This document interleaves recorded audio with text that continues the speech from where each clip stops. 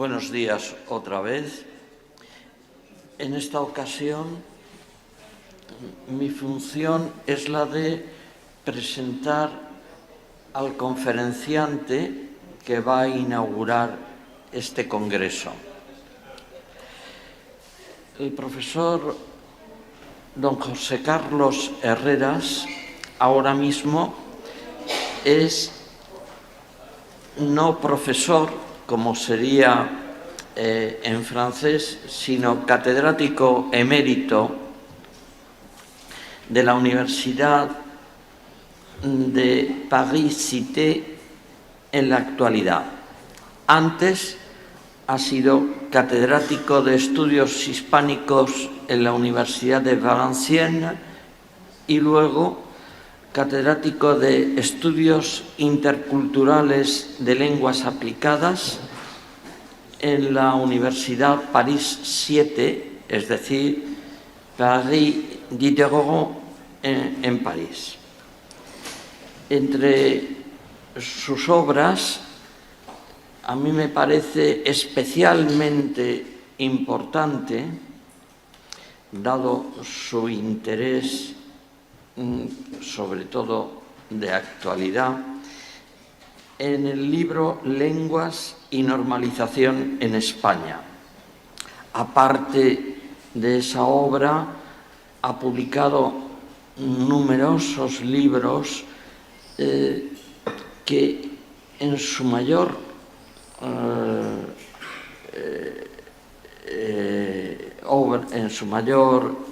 actividad se han centrado en las situaciones lingüísticas de los países europeos y fundamentalmente en lo relativo a la enseñanza del español. Hay dos puntos que me parecen muy interesantes, y es la creación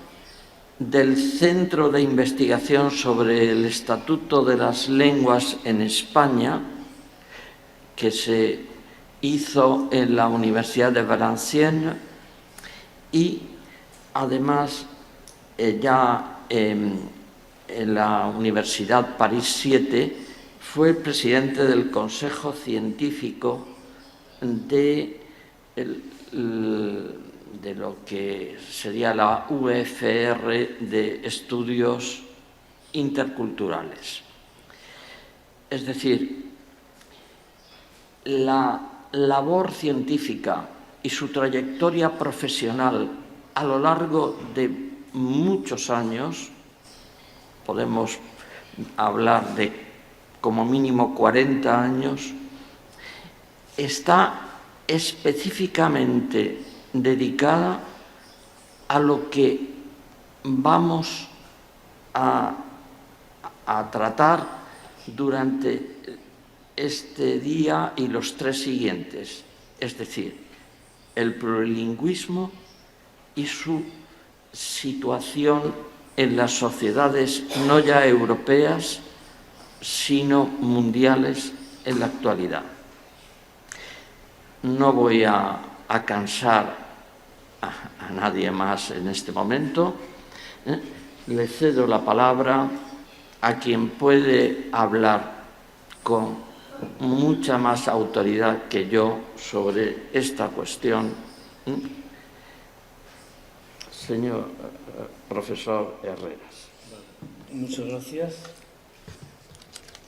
Bien. Yo voy a intentar ser no demasiado largo porque evidentemente hemos empezado un poco con retraso, pero quería decir una serie de cosas que me parecen fundamentales con respecto a las cuestiones lingüísticas en la España democrática y evidentemente no podemos dejar o abordar la España democrática sin ver que ha habido momentos antes de esta España democrática en los cuales las lenguas tenían efectivamente una serie de problemas. No se podían utilizar,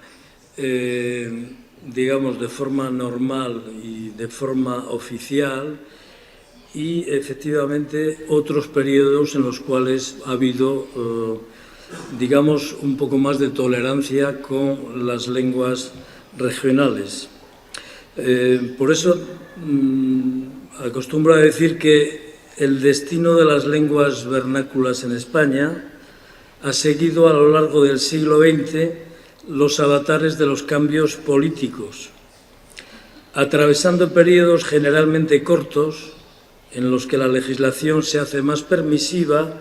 y otros más largos, marcados por el sello de la intolerancia.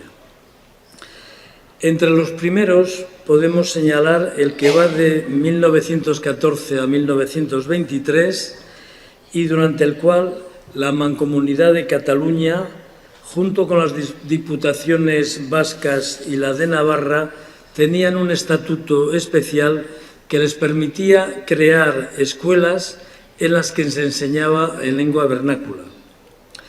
O de 1931 a 1939, durante la Segunda República, cuya Constitución reconocía la diversidad lingüística y la posibilidad de enseñar las lenguas regionales. Entre los segundos, es decir, los periodos más problemáticos,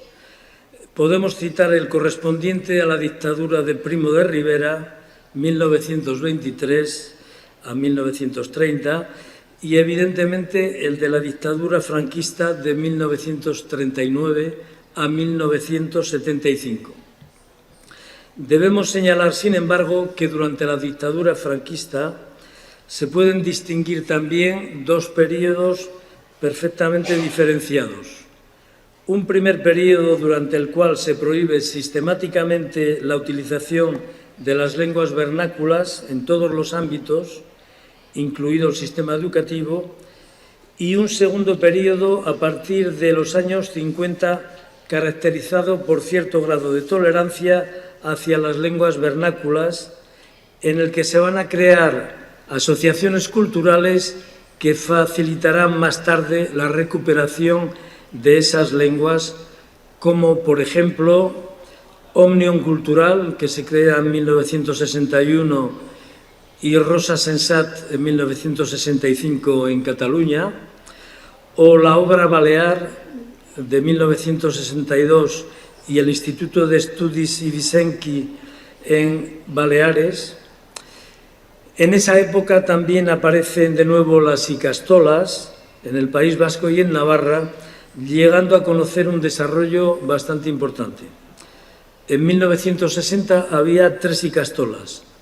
En 1970, es decir, 10 años después, había ya un centenar de icastolas. Y el número de alumnos, evidentemente, pasó de unos 600 en el curso 64-65 a más de 8.000 en el 79-70. Esta dinámica, digamos, de permisividad o de flexibilidad se verá confirmada con la Ley General de Educación de 1970, la cual representa el primer reconocimiento oficial, modesto cierto es, pero un reconocimiento muy significativo. Según dicha ley, la introducción de las lenguas vernáculas en el sistema educativo tiene carácter facultativo y experimental y queda circunscrita al nivel de preescolar y al nivel de educación general básica. El objetivo asignado a su enseñanza en el decreto de aplicación, un decreto de 1975, del 30 de mayo, para estos dos niveles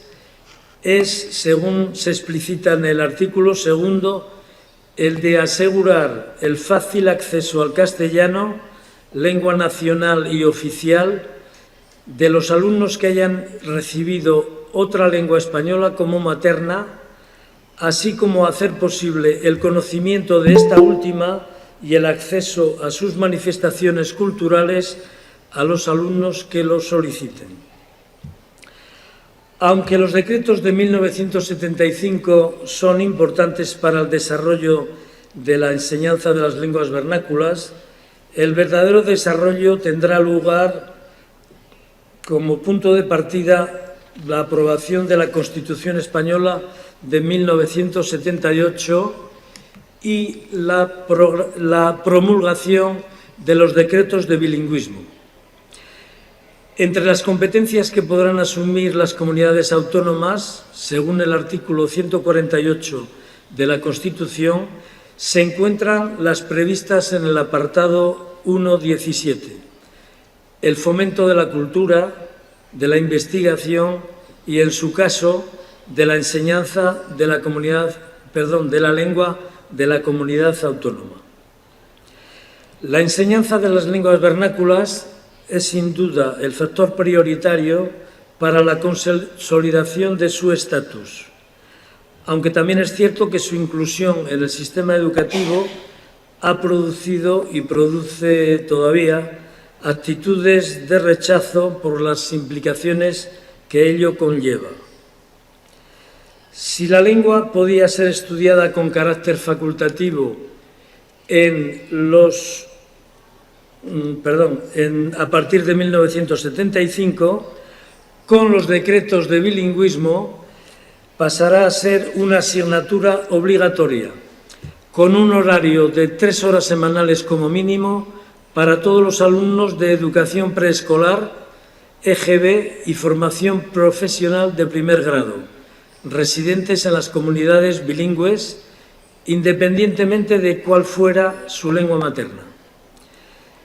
En estos decretos se anima también a los responsables educativos a introducir su estudio en el BUPCO y en la formación profesional de segundo grado. Por otra parte, según estos decretos, existe también la posibilidad de recibir una enseñanza en lengua vernácula, en función del deseo de los padres. Los decretos de bilingüismo representan el primer paso importante en lo que respecta a la implantación de las lenguas autonómicas en el sistema educativo, pero su verdadera consolidación se realizará una vez aprobados los estatutos de autonomía y promulgadas las leyes de normalización lingüística, después de haberse efectuado la transferencia de las competencias educativas a las comunidades autónomas bilingües.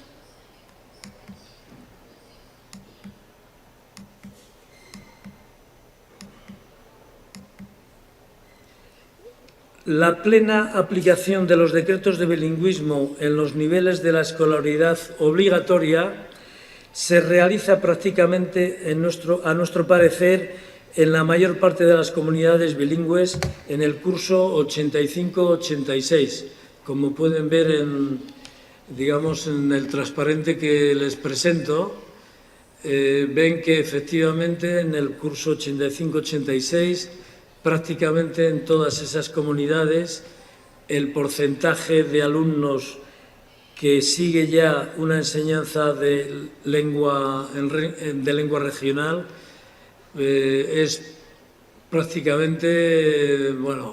llega prácticamente al 100%. Es decir, hay una fluctuación entre unas comunidades y otras, pero en principio podemos considerar efectivamente que el 85-86 es el curso en el que se llega a una mayor aplicación de los decretos de bilingüismo. Ahora bien, después de estos decretos y una vez aprobados los estatutos de autonomía, se han promulgado las leyes de normalización lingüística en las que se delimita el estatus de la lengua autonómica en los diferentes sectores, incluido el sistema educativo.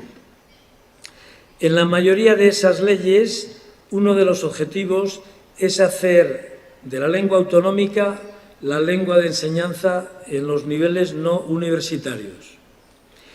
En aplicación de esas leyes y en función de los logros obtenidos en la primera fase, cada comunidad ha intentado poner en marcha con mayor o menor convicción la segunda fase la fase de intensión, cuyo objetivo es el de intensificar la presencia de la lengua autonómica, potenciando para ello programas en los que existiera un mayor equilibrio entre las dos lenguas, español y lengua autonómica.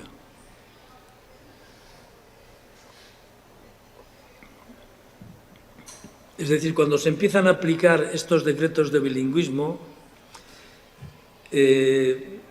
evidentemente hay bastantes problemas. El número de profesores que estaba preparado para poder enseñar las lenguas vernáculas era bastante reducido. Yo les presento ahí un cuadro en el que aparecen, por ejemplo, en el año 78 o 79, el porcentaje de profesores que podía en Cataluña enseñar la lengua catalana. En Valencia ven que el porcentaje es muy inferior. Únicamente en el País Vasco es un poco superior. ¿Por qué? Porque había esa tradición ya de las ikastolas y evidentemente en esas ikastolas se enseñaba en vasco y los profesores que enseñaban en ellas tenían ya una certificación.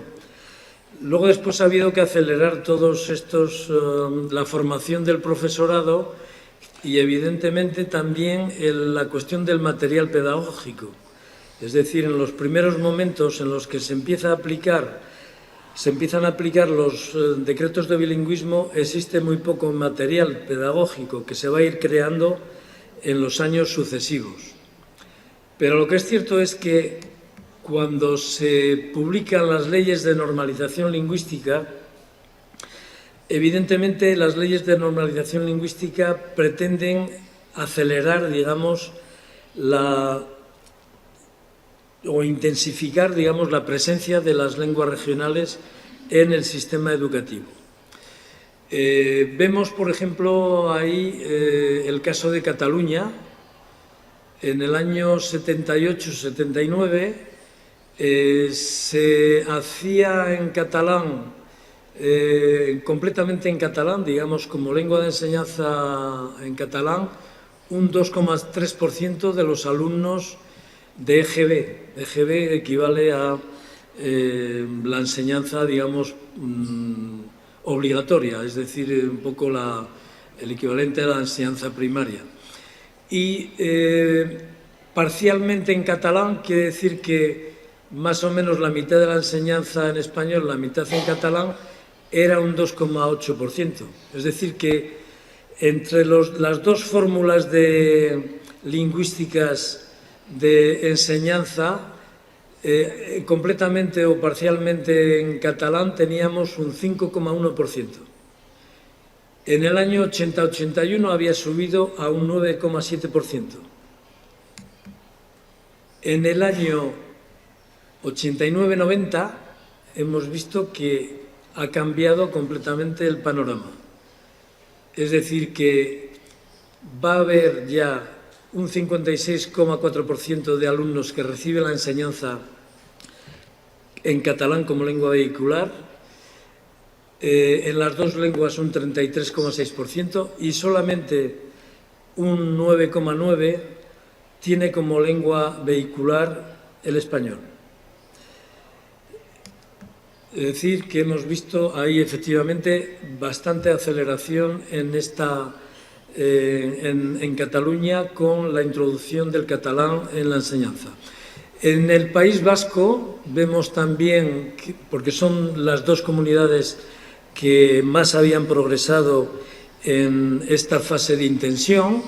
Bueno, aquí tengo estadísticas más recientes. En Cataluña no son necesarias porque evidentemente, como voy a explicar más adelante, ha habido otros sistemas, digamos, que se han implantado y que, bueno, pues no tendría objeto el presentar ese tipo de estadísticas. Pero aquí tenemos claramente, en el País Vasco, los tres modelos, o los cuatro modelos de enseñanza que están todavía en vigor en el País Vasco. Los modelos A y X. El modelo A es un modelo en el que se enseña como lengua vehicular, se utiliza el español, y el modelo X es un modelo que, bueno, prácticamente no tiene hoy día ningún alumno. Son alumnos que en principio tienen un permiso particular para no efectuar los estudios en euskera. ¿Por qué? Porque no residen habitualmente en el País Vasco y están solamente de paso en muchos de los casos. El modelo B es un modelo que podríamos decir más bien bilingüe, que utiliza como lenguas vehiculares el español y el euskera, y el modelo D es el modelo contrario al modelo A, es el que utiliza como lengua vehicular el euskera, y en ese modelo el español sería una asignatura que se enseña únicamente, pero no se utiliza como lengua vehicular. Y vemos efectivamente que desde estos decretos, digamos, estas leyes de normalización lingüística del año 82,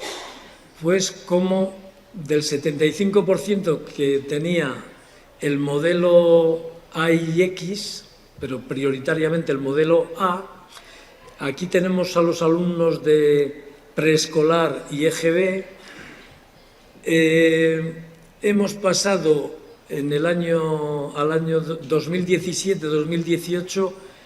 solo representa un 4,2%. Y el modelo D, que era el modelo con lengua vehicular euskera, que en el año 82-83 solamente representaba un 15% del alumnado,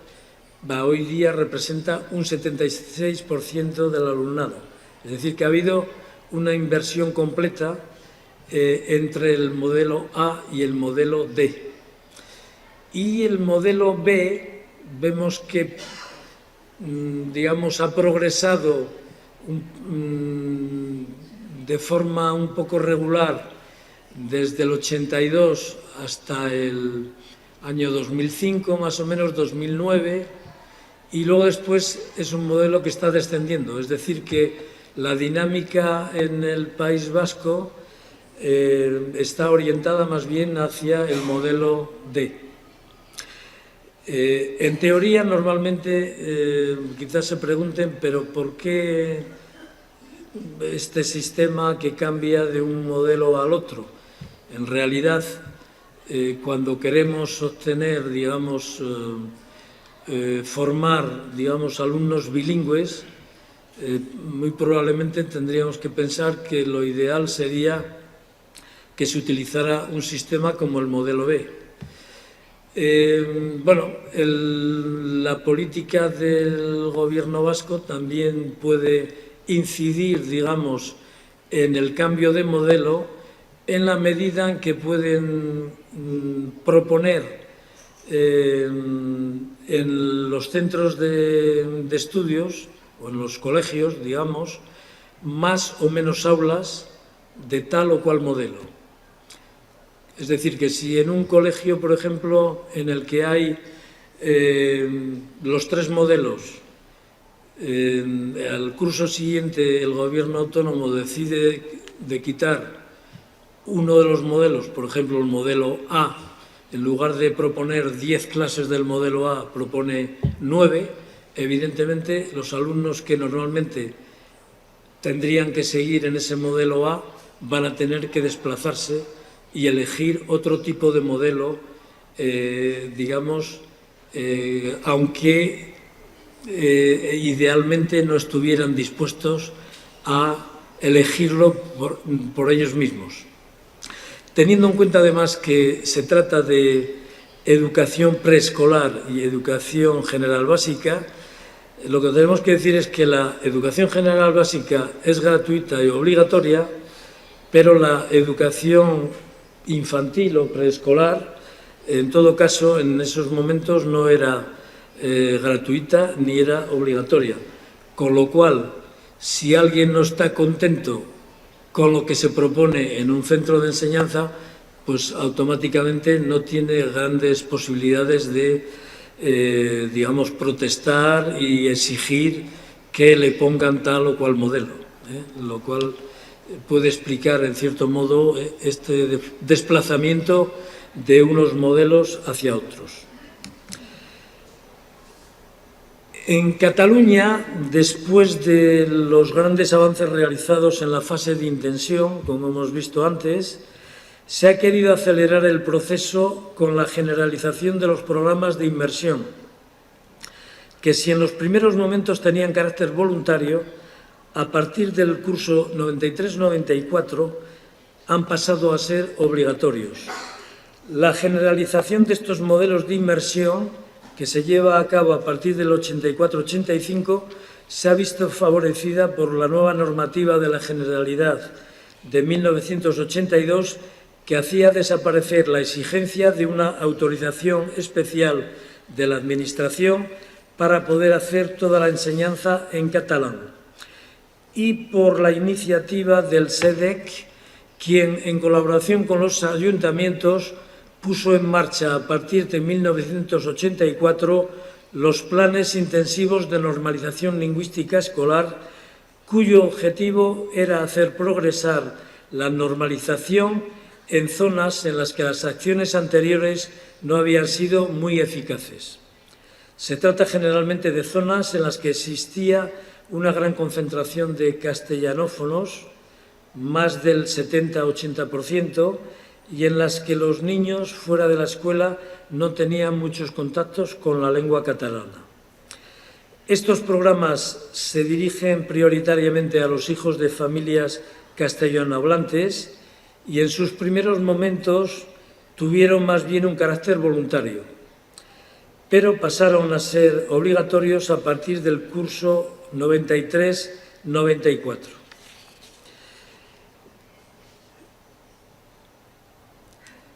Se promulgó una circular en la que se decía que se considerará prioritario el aprendizaje de la lectura y la escritura en lengua catalana, atendiendo que esta es la que se utilizará normalmente como lengua vehicular de aprendizaje. Todas las áreas se impartirán normalmente en lengua catalana. En las otras comunidades, el desarrollo de la segunda fase, la fase de intensión, ha avanzado de forma más lenta, pero también se han hecho progresos importantes, como en la Comunidad Valenciana, la Comunidad de Baleares y parcialmente en la de Galicia, donde también se están desarrollando programas de inmersión lingüística. En principio, en todas esas comunidades se ha seguido un poco el ejemplo de Cataluña. Lo que yo me pregunto es si se trata realmente de programas de inmersión lingüística lo que se está haciendo en Cataluña. En principio yo tenía preparado y previsto explicar un poco por qué yo pienso que los programas de inmersión lingüística que se han introducido en Cataluña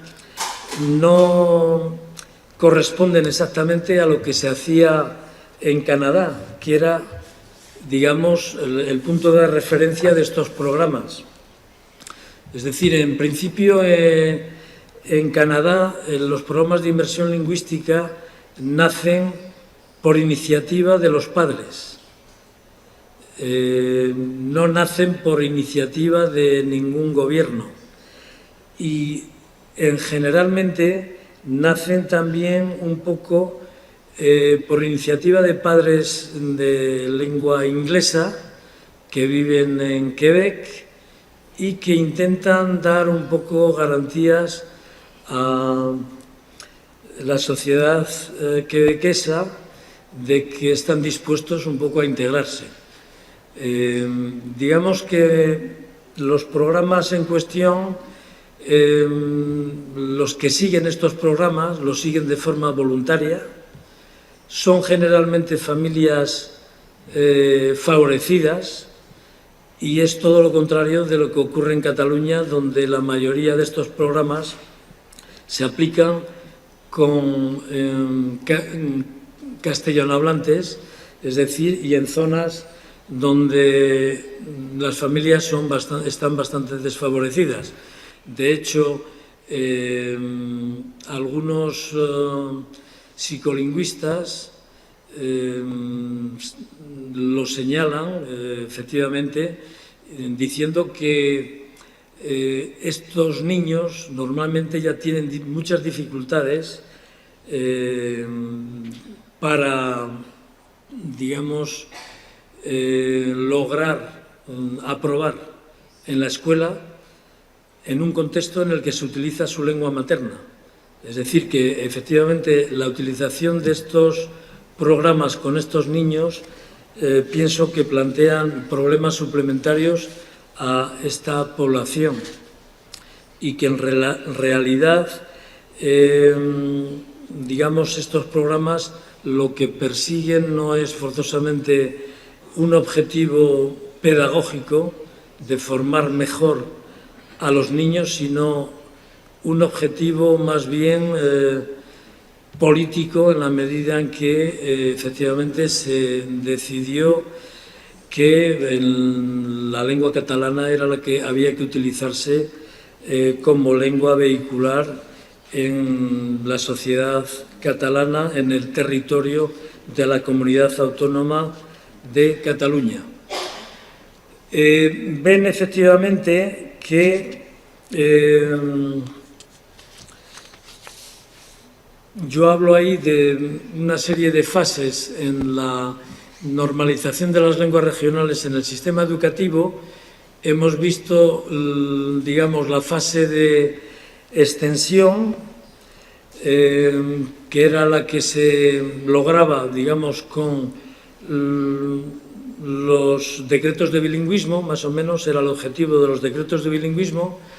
La fase de intensificación era aquella que tenía como objetivo las leyes de normalización lingüística, y yo hablo de una tercera fase, que es la fase de exportación. Efectivamente, una vez que se ha conseguido la extensión total, se ha conseguido la intensificación total en ciertas comunidades, lo que se ha intentado ha sido exportar también la lengua hacia otras comunidades que no tenían como lengua materna esa lengua regional. Y la exportación podía realizarse efectivamente hacia las comunidades autónomas castellanohablantes, introduciendo la lengua catalana o la lengua vasca o la lengua gallega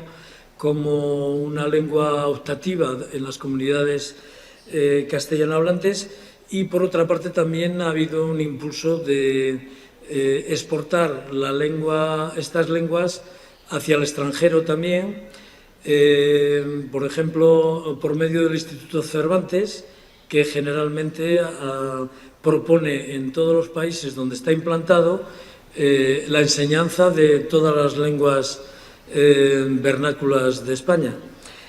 Y también ha habido un impulso también en implantar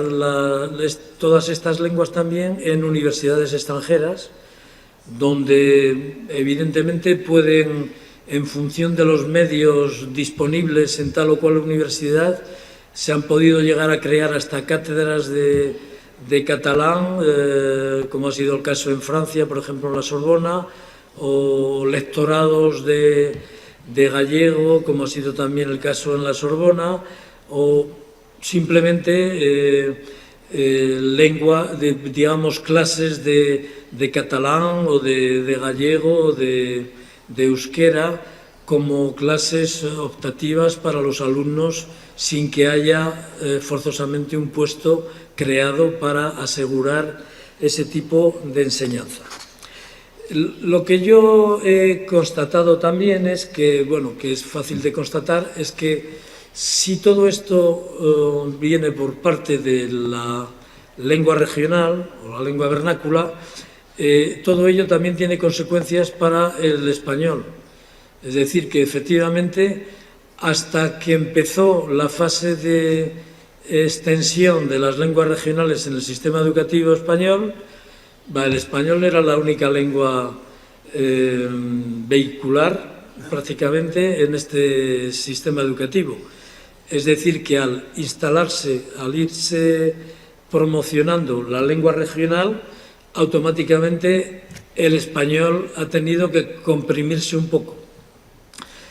Ha tenido que supercomprimirse cuando ha llegado la fase de intensificación o la fase de intensión de las lenguas regionales en el sistema educativo, y yo lo que estoy constatando es que ha llegado también a una fase en algunas comunidades en las que efectivamente aparece un poco como fase de expulsión. Es decir, evidentemente, si en un sistema educativo se instala una sola lengua vehicular, automáticamente la otra que estaba va a ir desapareciendo. De hecho, es el problema que se plantea hoy día, particularmente en Cataluña. No voy a entrar forzosamente de forma muy precisa en ese debate, pero saben que hay, digamos, sentencias judiciales que intentan implantar o mantener el 25% de español en la educación primaria e infantil, y evidentemente el Gobierno autónomo ha decidido no aplicar esas sentencias, y se sabe que ha habido un recurso que se ha hecho a la Unión Europea y que hay previsto para el año 2023 una misión de la Unión Europea que se va a trasladar a Cataluña para ver exactamente lo que ocurre con la lengua española en Cataluña. Pero no voy a entrar, digamos, en ese debate tan de actualidad. Lo único que quisiera decir, y ya voy a ir terminando, es que, como señala el señor Sigüán, se puede definir una política lingüística como un conjunto sistemático de acciones destinadas a alcanzar una situación lingüística que se considera deseable. Esa situación lingüística deseable sería la normalización del uso de la lengua en cuestión, es decir, la normalización sería el objetivo final y, en parte, el resultado de la política lingüística. Ahora bien, el principal problema que se plantea es el de saber qué se entiende por deseable,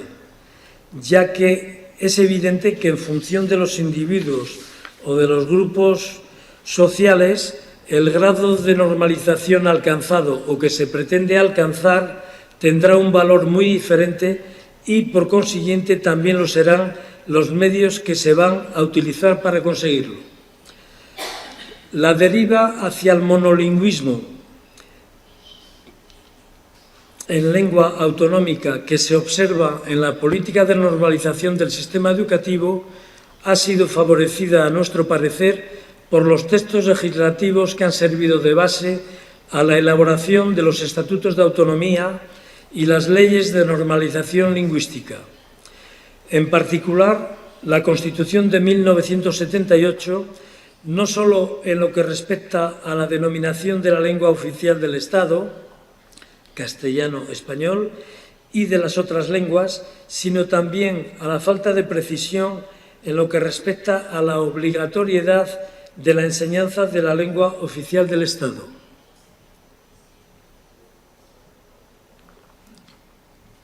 Dicha deriva se ha visto también facilitada por la introducción en los estatutos de autonomía del concepto de lengua propia, concepto aplicado únicamente en la mayoría de ellos a la lengua autonómica, y en los que se atribuye al castellano exclusivamente el de lengua oficial. Y ello a pesar de que el GLM de español en todas esas comunidades represente un porcentaje muy importante, a veces próximo o igual o ampliamente mayoritario en relación con el GLM de lengua autonómica. Finalmente, desde el punto de vista estratégico de la política educativa en lo referente a las lenguas, los decretos de bilingüismo favorecen también esta deriva o, en todo caso, la aceleran en parte, en la medida en que en ellos se incluyen ya todos los elementos que hubieran permitido consolidar el estatus de las lenguas autonómicas en el sistema educativo. Comprendían la obligatoriedad del aprendizaje de la lengua autonómica para todos los alumnos de la enseñanza no universitaria y permitían, además, la posibilidad, en función del deseo de los padres, de realizar programas en lengua autonómica. Se restablecía, pues, con ellos no solo la libertad de poder recibir la enseñanza de y en lengua autonómica para los que tenían como lengua materna esa lengua, accediendo a las demandas de una parte de la población que reclamaba desde hacía tiempo la posibilidad para sus hijos de recibir la enseñanza en lengua materna y reparando así la injusticia que se había cometido con esas lenguas al prohibirlas durante la época franquista, sino que los decretos van más allá. La enseñanza de la lengua autonómica no tiene carácter voluntario, sino obligatorio, tanto para los que la tienen como para los que no la tienen. En efecto, como la realidad lo ha venido demostrando después, que una vez aprobados los estatutos de autonomía, los gobiernos autónomos no podían contentarse con una situación adquirida. Debían ir más allá, fijarse nuevas metas. Le preguntaban al presidente del Gobierno español, Calvo Sotelo, un día los periodistas, y le decían: señor presidente, ¿qué quieren los nacionalistas? Y él respondió: más. No dijo otra cosa, más. Efectivamente, por eso yo digo aquí que no podían contentarse con algo adquirido. Entonces, una de esas metas de los gobiernos autónomos después de aprobarse los estatutos de autonomía y las leyes de normalización lingüística era hacer de la lengua autonómica la lengua de enseñanza, como aparece también contemplado en algunas leyes de normalización lingüística. Evidentemente, todas las comunidades no han seguido el mismo ritmo, pero alguna, en particular en Cataluña, este objetivo está casi conseguido, sobre todo en la enseñanza no universitaria, con los programas de inmersión lingüística y de la forma en que se vienen aplicando, se ha evacuado al español de la escuela. Esto, a nuestro juicio, va en contra del artículo 3.1 de la Constitución, que establece el deber de conocer la lengua oficial del Estado, ya que si la lengua no es objeto de enseñanza en la escuela, que es el lugar en donde puede adquirirla de forma que pueda ser utilizada más tarde correctamente como un instrumento que permita el acceso a la cultura y la posibilidad de comunicarse en el ámbito social amplio y no solo en el ámbito social próximo de familia, amigos, etcétera, ¿dónde puede aprenderla el niño? Y ya para concluir, quisiera recordar una serie de observaciones y propuestas que aparecían en las últimas páginas de mi libro Lenguas y normalización en España. Decía yo: imponer en la actualidad en las comunidades bilingües una enseñanza monolingüe en lengua autonómica supondría un engaño, además de un retroceso y una contradicción. Y esto que escribía yo en 2006 podría volverlo a afirmar nuevamente en 2022. Supondría un engaño en la medida en que, desde que se inició el proceso de normalización, Se ha considerado siempre como un objetivo prioritario de la normalización de las lenguas autonómicas en el sistema educativo que todos los alumnos, al llegar al final de la escolaridad obligatoria, tuvieran la capacidad de utilizar normal y correctamente las dos lenguas. De hecho, esa es la condición para que se pueda expedir el título correspondiente a ese nivel de enseñanza. Todos sabemos por experiencia que aprender una lengua nueva no es tarea fácil y en la mayor parte de los casos llegar a ser bilingüe con una competencia equivalente en dos lenguas y con un dominio de las 4 competencias lingüísticas es algo imposible en un sistema educativo con una sola lengua vehicular. La prueba la ofrecen los datos censales referentes al dominio de las lenguas autonómicas. Aunque las lenguas autonómicas se han mantenido, hay competencias que muchos nativos no dominan, particularmente las que por su exclusión de la escuela no fueron enseñadas, como leer y escribir. El bilingüismo, el plurilingüismo, es en la actualidad una actitud particularmente apreciada en nuestras sociedades modernas, incluida la española. Basta con observar el número importante de colegios bilingües, liceos internacionales que se han ido creando por toda la geografía española y el éxito que tienen entre la población, así como la dificultad de poder obtener una plaza en ellos, a pesar del desembolso económico que ello supone para darse cuenta de ello. Otro indicador del interés por las lenguas se manifiesta en la proliferación de academias de lengua en todas las ciudades españolas, así como el importante número de jóvenes y niños que aprovechan las vacaciones, principalmente de verano, para seguir cursos intensivos o incluso que siguen la escolaridad completa durante todo un curso en tal o en cual país con el fin de aprender o perfeccionar una lengua y la cantidad de miles de millones que se gastan las familias en ello. Basta con observar el aumento del número de escuelas oficiales de idiomas en España y el número de alumnos para darnos cuenta de la utilidad que para amplios sectores de la sociedad representa el dominio de otras lenguas. Buena prueba de la demanda social existente en España respecto al aprendizaje de las lenguas y no solo los idiomas extranjeros es que en dichas escuelas se enseñan también las lenguas autonómicas, cuyo número de alumnos se ha ido también incrementando de forma significativa. Pero todo ello, a su vez, confirma la incapacidad de un sistema educativo monolingüe para lograr el objetivo deseado, el dominio de otra lengua. En la mayor parte de los casos, los que recurren a las academias de lengua, a los cursos intensivos, a las escuelas oficiales de idiomas, buscan por esos medios adquirir algo que no han conseguido o que no pueden conseguir en el sistema educativo actual. Y en ese aspecto, las comunidades bilingües que han realizado innovaciones importantes en el sistema de enseñanza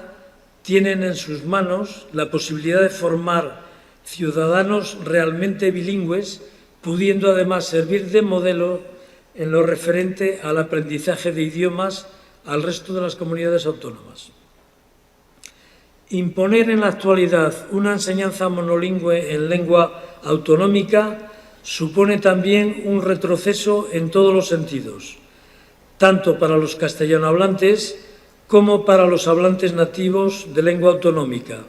en una sociedad en la que el conocimiento de las lenguas es fundamental.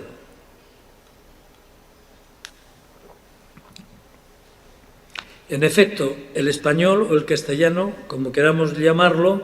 se habla en toda España, incluidas las comunidades bilingües, donde además de ser la lengua oficial del Estado, su aspecto más formal es la lengua común de todos los españoles y la única en la que todos pueden comunicarse y cuyo conocimiento por parte de todos los ciudadanos residentes en las comunidades bilingües les permite en la actualidad la posibilidad de competir con grandes ventajas en el área más extensa de las comunidades castellanohablantes, precisamente por ser bilingües. Pero además de ser la lengua común de 47 millones de españoles, lo es también de una comunidad mucho más amplia, la comunidad hispanohablante, que cuenta con cerca de 500 millones de locutores nativos en el mundo, repartidos en más de 20 países. Excluir al castellano como lengua de enseñanza en el sistema educativo es correr inútilmente el riesgo de perder también una lengua internacional, la segunda después del inglés, reduciendo al mismo tiempo las posibilidades de comunicación no solo con varios cientos de millones de hablantes nativos en el mundo, sino también con un número cada vez más importante de locutores no nativos que por razones de utilidad o por gusto la han aprendido y la practican corrientemente en el campo de su actividad profesional o en otro tipo de actividades. Finalmente, imponer en la actualidad una enseñanza monolingüe en lengua autonómica supondría una contradicción de principio y mostraría la falta de credibilidad que supone el valorar en grado sumo el plurilingüismo de puertas afuera de la comunidad, a nivel del Estado, a nivel de la Unión Europea, y favorecer después, cuando no obligar, a la práctica del monolingüismo dentro de la comunidad. La educación hoy día no puede tener los mismos objetivos que hace 50 años. La evolución de los transportes, que nos permiten situarnos en pocas horas en cualquier lugar del mundo, la revolución de los medios de comunicación, que nos permiten en unos segundos recibir información o ponernos en contacto con cualquier país del planeta, la mundialización de la economía, etcétera, son aspectos que no podemos ignorar. Incluso en el terreno político, la interdependencia, la colaboración dentro de unidades supranacionales, como es el caso de España en la Unión Europea, delimitan, en cierto modo, la política interna en todos los aspectos, incluido el sistema educativo. Dicho sistema no puede seguir formando individuos con la finalidad de encerrarles en un marco restringido. Más bien debe, al contrario, ofrecerles una formación armoniosa que, al mismo tiempo que les facilita la integración en el marco geográfico propio, les permita también competir y adaptarse a situaciones muy diversas con las que tendrán que confrontarse probablemente en el futuro. Y desde este punto de vista, las políticas de normalización, si quieren desarrollar un verdadero bilingüismo, un verdadero plurilingüismo, deberían, a nuestro parecer, favorecer un equilibrio armonioso de las lenguas vehiculares en el sistema educativo. Lengua autonómica, castellano, lo que permitiría conciliar el deseo lícito de salvaguardar el patrimonio cultural y personal que representan las lenguas autonómicas para varios millones de españoles y la necesidad de preparar a los futuros ciudadanos a participar en el dominio económico, político, social y cultural, no solo dentro de España, sino también en otras áreas más extensas del ancho mundo. Muchas gracias por su atención.